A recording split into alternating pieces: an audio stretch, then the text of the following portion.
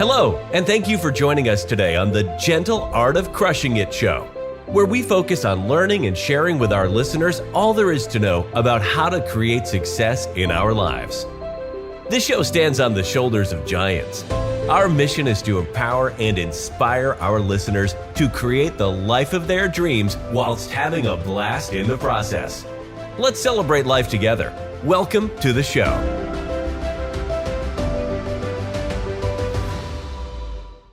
All right. Welcome back to the Gentle Art of Crushing It Passive Investing Edition podcast.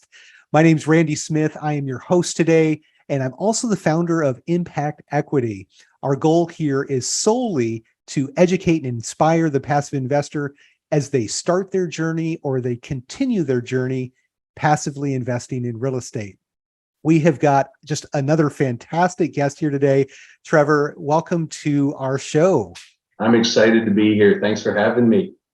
Awesome. Well, why don't we go ahead and jump right in, Trevor? Why don't you walk us through, if you can, your background and how you found passive investing? Yeah, so I have a very unique background. So I'm originally from Canada, Niagara Falls, and I actually started working for Ripley's, believe it or not, at age 13. Worked there all through high school, did 18 years with Guinness World of Records. Traveled around, ran a place in the Empire State Building, worked at our London office for a while, opened one on Hollywood Boulevard in California. And then I wanted to come to America, live the American dream. And so I wanted to move to Orlando to open up a Guinness World of Records, but I couldn't get the rights to do it. So oddly enough, I ended up opening a year-round haunted house called Skull Kingdom. It wasn't very successful, but Fortunately, I got recruited 3 years later by a company called iFly Indoor Skydiving. And then I spent 20 years with them until, with a lot of people, I got let go at COVID. Got it. So I can see the Ripley's, believe it or not, which is funny. I actually went to one of those in Wisconsin Dells when I was like 9 years old. And now you moved into iFly. So believe it or not, people can actually skydive inside of a building, right? That's right, the story. Yeah. That's great. Okay. So a lot of years in technically corporate America with iFly. So yeah, go on. Yeah. And so I actually opened 46 of 80 worldwide locations for iFly. So very experienced at doing it. We also took over a couple of franchise locations. So went in there, did a lot of things that we do when you buy apartment buildings, went in there, gave some training to the team members, put some CapEx into the place to freshen it up, improve the marketing and operations to make it more successful. So very similar. And it was quite interesting. I've always been interested in real estate, but terrified of toilets, tenants, and trash, right? Terrified of it. Never really thought it. And actually our first team meeting with iFly, the original owner gave us all a copy of Rich Dad, Poor Dad. And it was enlightening. But to be honest, at the time, I call it working for the man. I mean, I loved my job at iFly. And I just said, I don't have time to do that. And just kept working. And I traveled very extensively. And I never really put real estate investing in the forefront of my plan. Just never did. And so that was a big mistake, of course. It's so interesting. I hear that story over and over and over again, where people have this idea of real estate getting planted in the mind, and then years or sometimes decades later, it comes back. But that seed was planted and was probably always gnawing on you. For myself, it was probably, it was almost a 40-year process. My dad actually invested in real estate when I was young in LA. And I always knew I wanted to get there someday, but never thought it was something I could participate in. I always thought it was too much of a leap. And actually, one of the things, not to take over here, but one of the things I think that before you can start investing in real estate, a lot of times you got to have your financial house in order, or I encourage folks to have their financial house in order before doing it. And the majority of the population is not there. So I think there's some opportunity there. It's a big fear to overcome. It's really kind of strange. And then once you're in it, you realize there was nothing to be afraid of here, but it is very intimidating. And people just don't really understand, to be honest, how simple it can be. Got a really good analogy. So passive investing is like being a passenger on an airliner. So someone else buys the airplane. There's a pilot that flies the airplane. There's a whole crew that takes care of the airplane. And you give somebody your money, you get a seat on the airplane. Now, when you're on the airplane, you can continue to work.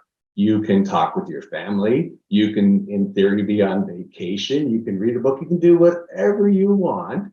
And then when you reach your destination, which in passive real estate investing is when they sell the property or whatever, you reap the rewards of it. So it's quite interesting, but nobody thinks of it that simply.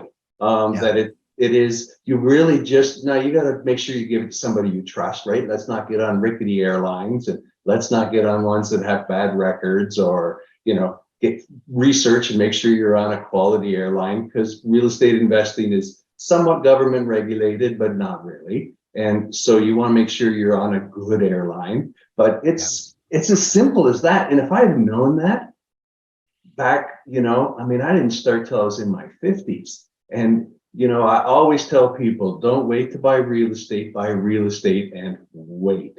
And I always thought I needed big money to start, but there are ways to start as young people very simply. Some of it is, house hacking. So you buy a house and you rent the rest of the rooms out to people for tenants while you're in school. Then you buy a duplex and you rent out the other side. Then you buy a fourplex. So there are ways to build up. Now that's on the active side, but sometimes you need to do that to spin up to get the sort of the cash necessary, because there is minimum investments in most deals. So you do need some disposable cash, but you can start building that. And the goal is, and a lot of people don't get this, right? Warren Buffett says you will work till you die until you can find out a way to make money while you sleep. All right. So passive investing does not require you to do anything other than invest it in wait. I love it. I love it. Yeah. It's like a couple of just gold nuggets there. The money has to be working for you while you're sleeping. Otherwise you're working the rest of your life. Absolutely. And I love the analogy about the airplane. Like we don't ever question getting on that plane when we're really, really young. We don't even comprehend or even think about going out and buying a plane or getting the training or having all of the experience that's required to do that. That's just a perfect analogy. So now you mentioned something where you said this fear or this idea that it takes a lot of money to invest in real estate. And you mentioned some active ways. Are you familiar with ways for the average investor with maybe, $2, $3, $5, $10,000 that they can invest passively in real estate? So there are definitely ways. They're not they're the next step past the stock market, I'm going to call it, where you could invest in a REIT or you could do certain things. So there are definitely ways to do it. You do lose some of the advantages. And what I always tell people to do is, find somebody somehow through networking, through listening to podcasts like this, and then contact that person and say, listen, I'm so interested in this. Could you help me learn about it, right? That's what your goal here is, to teach people how to learn about it. And then connect with somebody and say, listen, I'm not quite at that level. Is there a way that I could come into a deal for less than the minimum? And a lot of people don't think they can ask that. Now, some deals you can't, right? It's just because of the way it is. And I'll explain a little bit, probably a little too. They're only allowed 35 unaccredited investors in a deal. So if the thing is full, there is no room for you, right? They need to leave the room for the person that can put the 50,000. So that's why you need to communicate with somebody. But it's amazing that so many people that are doing these syndicated deals, they want to help people be successful. They want to have people learn. And they know that if you scraped up, half of the minimum or whatever, you could do it. There's another way to do it too. Get 5 friends together, form an LLC, because again, you're not doing any work. So just forming the LLC is the work. And then each put 10,000 in that and invest 50 in a deal. And then what happens is that LLC gets the money and you distribute the money. A lot of people think, oh, that's complicated. And it's not really. An LLC is just a pass-through entity and it just passes through, and then you declare it. You'll get all the benefits, and it's just split proportionately. It sounds very complicated, but it's actually quite simple. And it is a way for people starting out to try to connect with some other people. And again, make sure you're, number one, you're investing with the right person, somebody you know, like, and trust. And if you are going to form this LLC, also form it with people you know, like, and trust, right? You want to make sure that it's equitable. Yeah, really, really good point. There's that idea that you're talking about, a group of smaller investors coming together to invest in their own LLC or a fund. There are actually a number of different vendors and suppliers out there that will actually manage that entire process for you for a very small nominal fee. And they'll set up the LLC, they'll handle all the tax requirements that come along with it, they'll handle distributions. So literally, you and a handful of buddies can come together with as little as, like you said, $5,000 or $10,000 and hit that 25,000 minimum threshold. I think that's just a really, really great nugget. Yeah. And then you also mentioned this idea of asking the question about the minimum threshold. I went 2 or 3 different investments before even asking that question myself. And what it does, even if I have the money to do the full minimum investment, I personally would prefer to have my dollars spread across multiple assets. So if I've only got $50,000, I'd rather put 25 in 2 deals than 50 in one, because you're going to have those outliers that are the ones that blow it out of the park, and others that are going to fall a little bit shy. And, it really helps from a diversification standpoint. So thank you for bringing those 2 items up. I think that's really valuable for the listeners to hear. Yeah. So, and again, they can always say no. And if they say no, move on to the next guy. But again, I want to make sure I'm very clear. Make sure you know who you're giving your money to. You make sure that you understand a little bit, right? Listen to the podcast that you're doing and other people are doing, and understand things, because you don't want to just blindly give some guy that you met one day at a meetup your money, right? You want to understand a little bit more about them, make sure your values are aligned, and they want to do certain things together. It's just an important part of any investment. Yep. And that it's such a good point, Trevor. Since you and I booked this podcast, I've had 3 other people suggest that I have you on the podcast. Oh. So when I start hearing from multiple people that are not associated with one another in any way, and they're suggesting the same podcast guests, guy to do my work around my house, whatever it is, that tells me that that's a good, unique, suggested partner that I should go to. So know that you're that in the community here for sure, Trevor. Well, thank you. Yeah. And I'll tell you, when I first started, I was super intimidated, and some people were so helpful to me, and they took the time. And so I've really made it a mission for myself. I've set a personal goal to get 1,000 people to reach financial independence in real estate investing. That's, I started out with 100, and then of course I read Grant Cardone's 10X and said, oh, it's got to be 1,000 now. And people will, when I changed it, people said, I know you can do it. And, it was very, very, reassuring, but I want to make sure that I provide education and value first.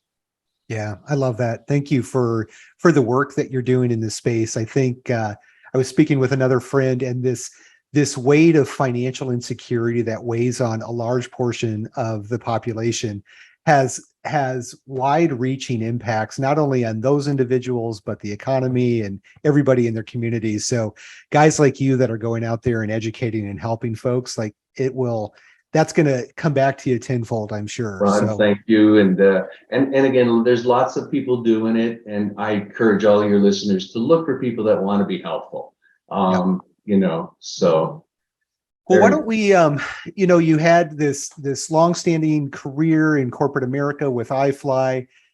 You started playing in the real estate space. You mentioned, don't wait to buy real estate, buy real estate and wait. So let's talk about your journey, what you did specifically, and what maybe some of your strategies look like early on, all in the passive space before we get into the Yeah, active yeah. space again. So I wanted to get educated because I realized I needed to learn something.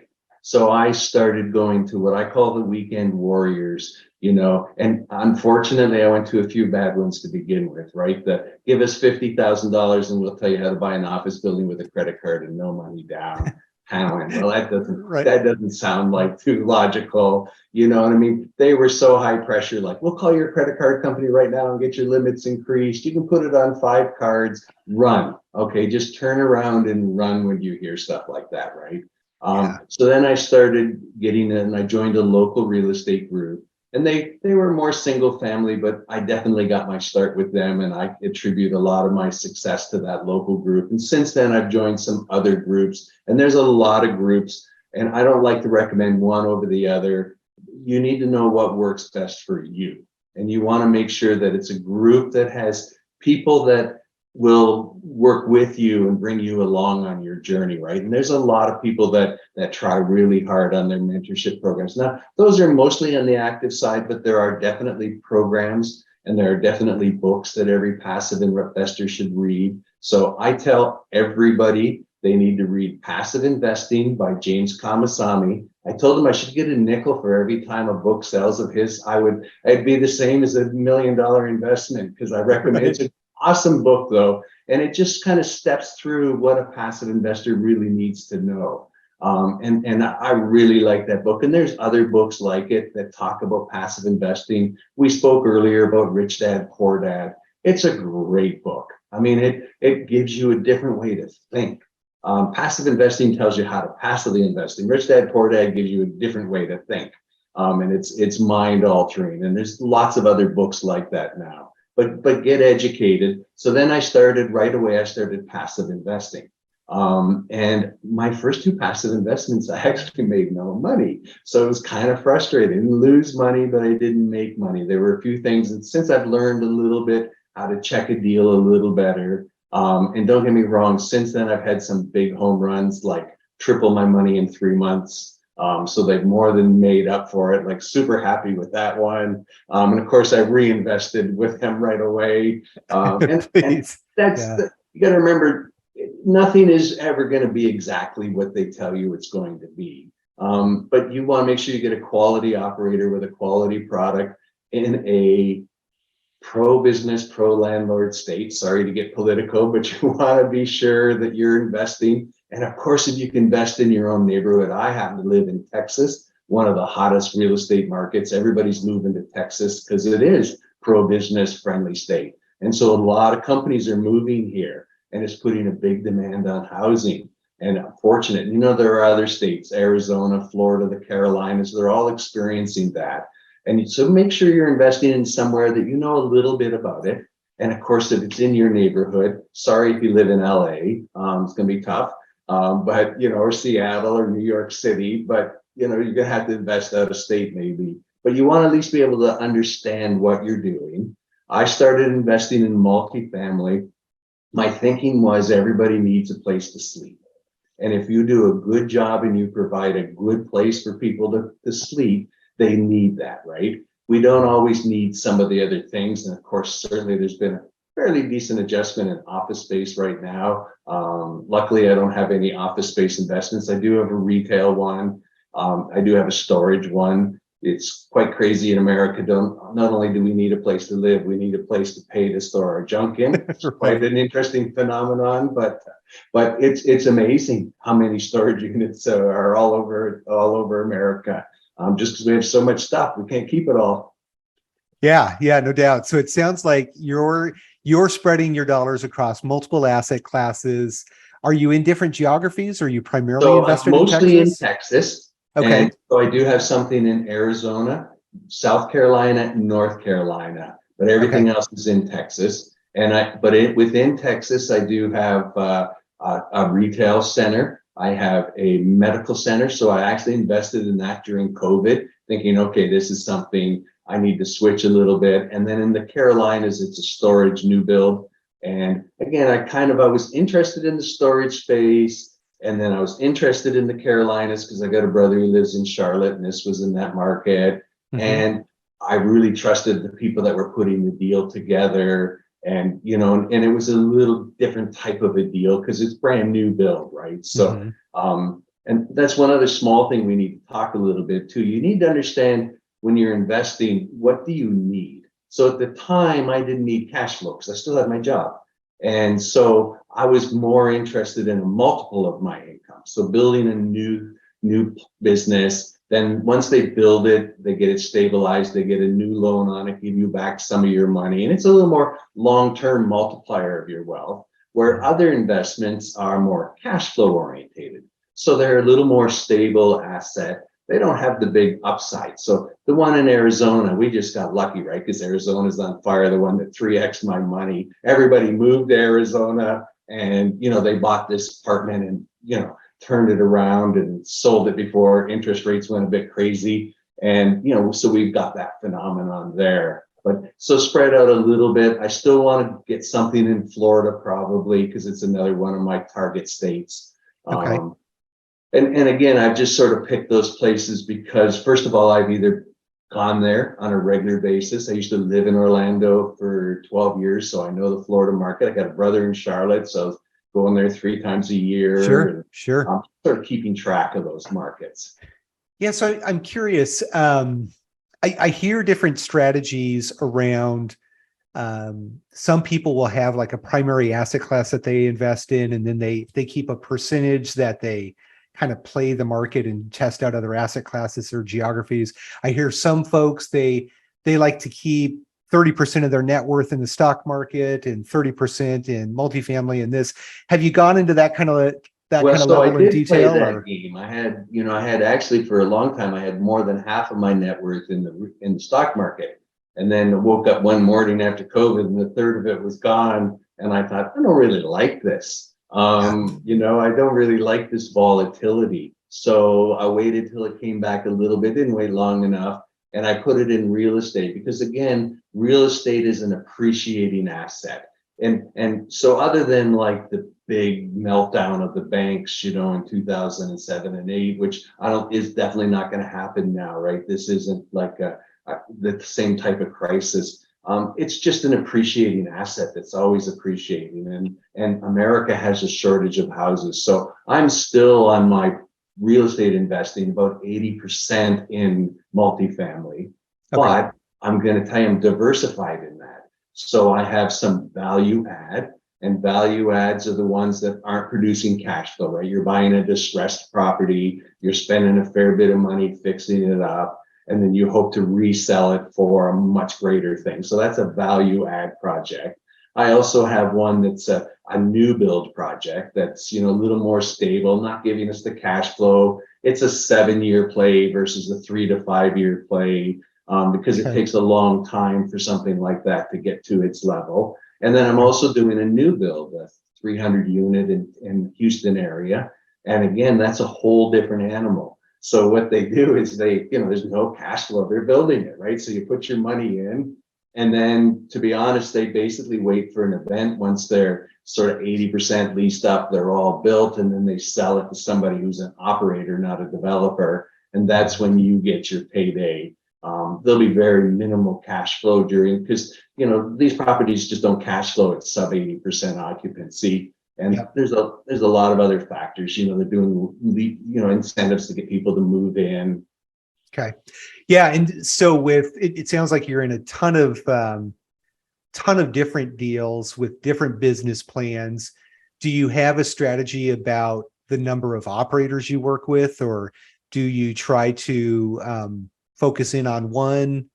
Do you have a similar strategy? I'm spread out about 6 operators, 6 or 7 operators. And I'll be honest, like I've got one who's got 4 of my investments. I got one that had one, and the second it got out, I put it in another one, and I'll do probably increase that there. And I've also, because, we talked earlier, I'm starting to switch to active. So a couple of my investments are people that I hope to partner with.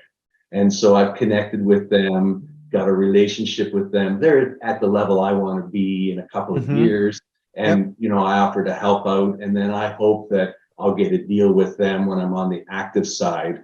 and still go. And just so you know, as an active investor, I still passively invest in my own deals, right? So I still believe in that model, right? You can't tell everybody else to passively invest. You don't even do it in your own deal. I agree. So I've been more relationship based than anything on how I pick people. But these are people that I want to do business with, right? So I talked about, people like, and trust. I want to invest with people that I would like to partner with or work with. And you're in a deal for 5 years. Some marriages don't last 5 years. Mine's been 42, so I'm kind of lucky. But I'm lucky. A lot of people aren't lucky, and so you're in there for a long time. And when you want to make sure you're, again, somebody like, and trust. I can't say that enough. Well, let's. How do you get to know, like, and trust them? Listen to your guests, right? Listen to people that are talking on your show. Listen, I look amazing on the internet, by the way. I don't do anything wrong. But you want to invest with people that are honest and are forthright. Well, yeah. And so maybe let's talk about that a little bit when deals go wrong. You mentioned you had a couple of passive deals where you didn't get any returns, which quite frankly, I wish I had got no returns on my stock market so far this year, but I am down 20%, right? So I would be happy. Yeah, I would be happy with even right now. But yeah, tell me if you can, have you had any deals that have gone south or anything worse than just not losing? So on the passive side, I've lost no money in no deal. I've never lost money. On the active side, I've lost money because when you switch to the active side, you have to put at-risk money. You spend money to make a deal happen, and we just couldn't get a deal closed. I also want to say that we had collected investor money. They got 100% of their money back. So we did tie their money up for a few months. So maybe they lost some opportunity, but they did not lose money. And as soon as the deal was done, within 7 days, everybody got their money returned. And I actually had another deal that popped up, and I moved half of my investors along with my own personal money into that deal, so that they could get their money working again right away. Okay, so big deal here, listeners. You'll notice that Trevor mentioned his investors lost nothing. He did lose money personally, but he very quickly helped his investors move his money onto other deals. And this is a big deal because in this space where you are being trusted with investor capital, it's critically important that you put your investors, and this is not a GP or an operator podcast, but for the listeners to hear, look for the operators that have stubbed their toes in the past and have done the right thing. It's an integrity move. And if they've done that in the past, there's a higher likelihood that they would be willing to take the hit in the future in the worst case scenario that should occur. So hats off to you for that. And and I want to make another point too, that I've learned more out of all of my mistakes than I've ever learned out of my achievements. Okay. My learning lesson is tenfold, right? Because it hurts and you think it through and you plan and you say, how can I? But when you win, sometimes you're not really quite sure how you won. And so is it a learning lesson? And so it's very important. And we talked about this before, but you want to give your money to somebody who is honest, right? We had a problem. This is how we fixed it. We did this and we made sure investors were made whole. Because again, on the internet, people are posting, oh, we just sold and we 2x'd everybody's money, but they had 2 deals. I've got a friend who just posted that. I mean, he's a friend. And I know the deal before that, he had to do a cash call during COVID because they ran out of money. And a cash call means, hey, we need more money.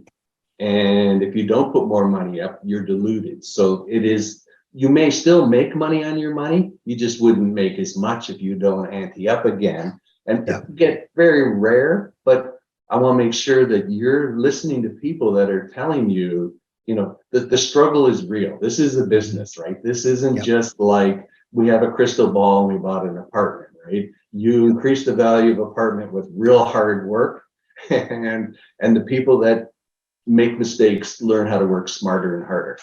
Yeah, and really great question to ask folks is, tell me about a time when something didn't go right and what you did. And I've had sponsors that I've spoke with where I've asked that question and they've said, we've never had an issue.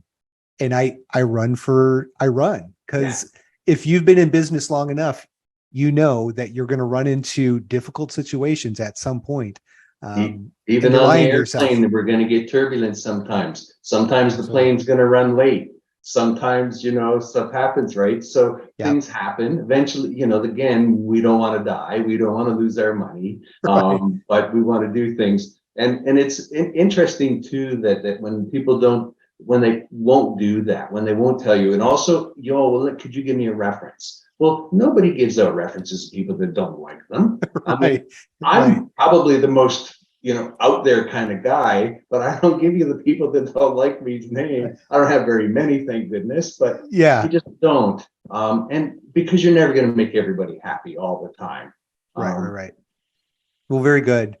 Well, let's do this. We've talked about the education process. You're just a huge amount of experience that you have. I'd love to hear, what are you working on now? What are you excited about?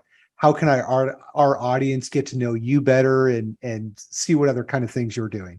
Yeah. So I'm now, as I mentioned before, switching to syndicating my deals. So all syndicators need investors. And so people that are interested in investing, that's why we look for people. We need investor money, right? Syndication is the combination of bank money and investor money. And together we pool the money. And that's how we go buy an asset that none of us, I can't afford what I'm buying right now. But when I combine the rest of my team and my investors in the bank, I can afford to go buy it. And then on the active side, I get rewards for that, right? I make percentage of money for my efforts. I also still invest with the passive investors. So I get along with their journey too. When you're looking at deals too, look for deals to see what are the compensation levels, right? A lot of syndicators are taking I lost money, but I'm not going to take a double acquisition fee, right? So fees, for example, a 2% acquisition fee is fairly normal. There are people out there doing 2% asset management fee is very normal. There's people out there there are people that are, if they do nothing, they make several $100,000 just on their fees. Even if the deal never makes money, do not invest with those people. Invest with people that have their real hard money in a deal along with yours, because that's another big indicator, right? You want to make sure that they're doing it. I also like to invest with people that offer a preferred payment. Okay. And so a preferred payment means that the limited partners get paid first. So for example, on the deal I'm on, the bank gets paid first. Really, they get paid second. So until they make 7% cash on cash in their money, I don't make any money. Well, guess what? I'm going to work really hard to make some money because I'm in this to make some money too. I'm not going to be disingenuous. I'm here to build my financial future along with the people I'm helping on the journey. And then there are other deals that have what they call a waterfall. So we have a waterfall as well on my deal. So if we do very well, we're going to do a little better for doing very well for everybody. So we get a little bigger percentage. And again, a lot of people go, well, I don't like that. I had some people say, I'm not going to invest your deal. I don't like that. I'm quite the opposite. I like that. I want a win-win, right? I want a syndicator who is eager to hit a threshold. So again, don't invest with people that are making money with no work, and don't mind investing with people that when they really put in the work and hit a home run, they may get a little better share. Even the storage deal I invested in, when they double my money, that's their metric of waterfalls. The split goes to 50-50. And I'm like, double my money, baby. Double Absolutely. my money. I'm okay, double my money. We talked about my money getting 3x on the other one. Double's pretty good. Yeah. And a lot of people don't understand that. I want to make sure that people understand that. So I'm going to use $100,000. So $100,000 doubling every 5 years. Put 100,000 in, goes to 200,000. Reinvest the whole 200,000, goes to 400,000. Reinvest the 400,000, it goes to 800,000. Reinvest the 800,000, it goes to $1.6 million. Reinvest the $1.6 million, it goes to $3.2 million. Think of that. $3.2 million. Don't wait to invest in real estate, invest real estate and wait. So if I had to put my $100,000 when I was a 30-year-old man in the deal, it could be worth millions. Yep. And I waited till I was in my 50s. So it's going to take me longer to get there. Compounding your money. You're making your money work while you sleep, right? And that's the power, more power. That compounding money effect is powerful. That's why Warren Buffett is worth what he's worth. He understands that philosophy, and he doesn't pull his money out. You know, you see him, he eats Dairy Queen and McDonald's. I like to eat a little better than Dairy Queen and McDonald's and buy a car less than every 15 years. But to him, that's not fun. The fun is doubling his money, making his money grow. Yeah. And I love that example. And if you take that example one step further and invest 100,000 or 50,000 or 25,000 every year, and you keep doing the same thing, put that into an Excel formula and see what that does after just 10 years. I'm just saying, take that first money, right? And then never just reinvest what you earned. Yeah.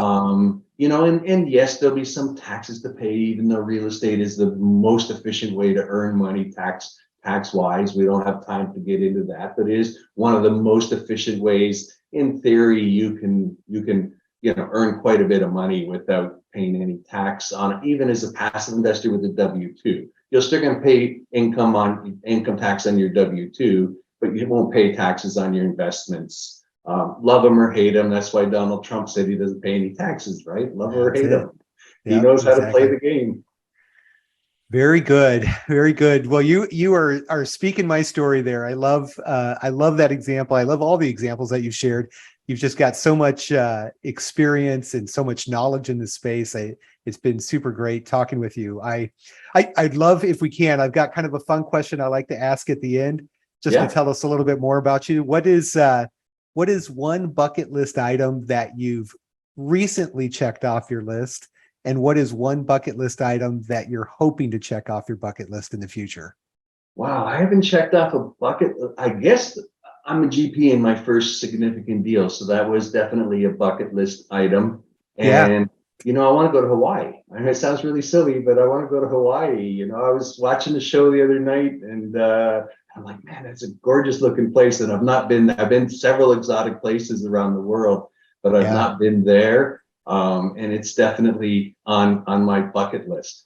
You're definitely speaking my tune again. My wife and I love Maui, love the Hawaiian Islands. So those are fun. And being a GP on your first deal, congratulations. That's amazing. So, well, very good. Any final thoughts you'd care to share with the audience? No, just if they want to reach out to me, the easiest way is Trevor Thompson on LinkedIn. I'm a little more selective on Facebook just because it's more friends and family, but LinkedIn is all business and there's no limits. And then just in the message, just say, hey, I saw you on a podcast. Because if you don't have real estate or investor, and LinkedIn's even like Facebook's full of people spamming me, but LinkedIn all of a sudden started doing that. It's kind of strange.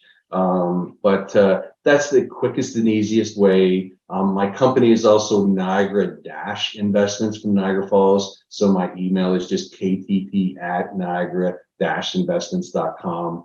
Same with the website. So, those are ways to reach out to me.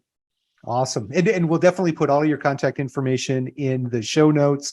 But thank you so much, Trevor, for coming on the show. And to our listeners, as I always do, I encourage you to reach out to Trevor. As you can tell, just from the short time we spent together, he's extremely knowledgeable, extremely experienced in this space. No doubt he does the right thing for his investors. So reach out and connect. And as I always like to say as well, do the education now and make the decision to start passively investing in real estate, and you will not look back, I promise. So thank you for joining us today, Trevor. My pleasure. And, obviously, I love real estate. Absolutely. Absolutely. Thank you so much, everybody, for joining us today, and we'll look forward to the next time. Well, there you have it, ladies and gentlemen. Another episode of The Gentle Art of Crushing It. It was an amazing episode. We know we sure learned a lot, and we hope you did as well. We want to take a second and thank you so much for viewing or listening to this episode. And please just know that we only ask for one favor, and that is to make this life magnificent. Thank you, and have a wonderful day.